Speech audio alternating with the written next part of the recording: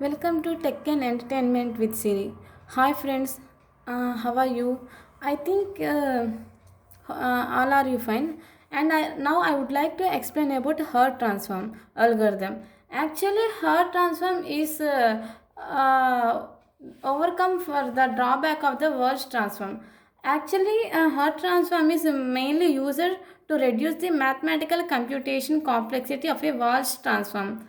So in Walsh transform, there are lot of mathematical computation complexity. So to reduce the complexity in mathematical computations, we using the Hart transform. So first of all, I have to explain about the algorithm of a Hart transform. Then only we can easily understand the Hart transform how we apply in problems. Okay. So first we have to know the Hart transform algorithm. Here in first one, here we are saying define length or order of the transform equal to n.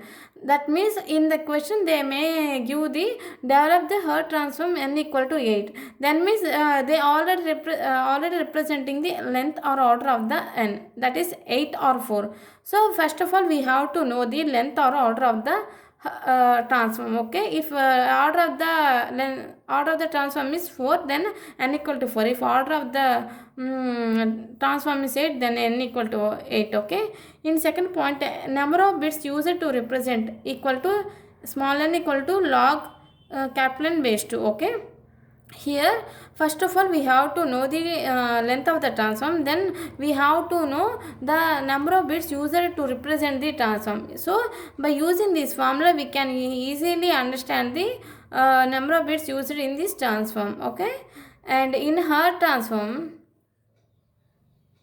or concern, actually in vast transform also there are a lot, mainly focused on k factor, so there are more complexities occurred. So in her transform also we mainly concentrated on the k factor only. Okay, k means the frequency domain index, so we should take the duplicate variables, that is p q. So by using the p and q values we should find the k. Okay, so to define the p and q, we should use the k.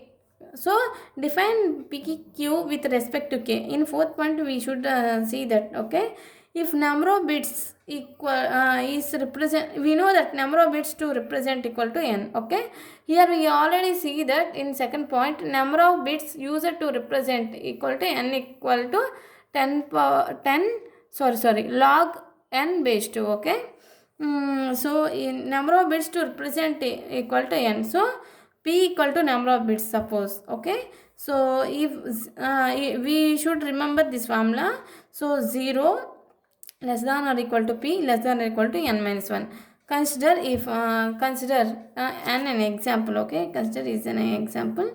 If n equal to 2, then here n minus 1, so 2 minus 1 equal to 1, so p equal to 0 or 1. Okay, because p is equal to 0 and equal to 1, so we should write p equal to 0 or 1. If p equal to 0, then q equal to 0 or 1. If p not equal to 0, then we should remember this formula: 1 less than q less than or equal to 2 power p. Then by using the this fourth point, define pq with respect to k. Then by finding the p and q values, k equal to 2 power p plus q minus 1, then we should find the q value, p value and k value. Okay,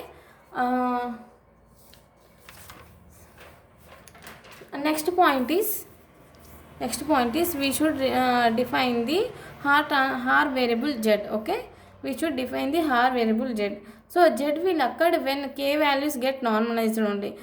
Suppose k equal to 0, 1, 2, 3 and so on n minus 1. Okay, if n equal to 4, in question they give n equal to 4, n minus 1 and 3 equal, then k equal to 0, 1, 2, 3 only. If n equal to 8, so k equal to 0, 1, 2, 3 up to 7 only. Okay, k by n equal to z. Okay, then 0 by n, suppose we are taking this values 0 by n, 1 by n and so, 2 by n and so on, n minus 1 by n. Okay, then we should find the z value. Okay, actually h of z comma k equal to, it is in a Haar function. Okay, So the main purpose is finally we have to find the h of k of z. Okay.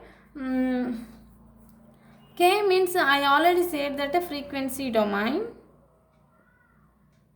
and z equal to variable, and h equal to her function, her variable, and k equal to frequency domain. So if k equal to 0, then we should use the 1 by root n formula. If k not equal to 0, then h of k h of z base k equal to we should find this formula. Wait for a minute. um,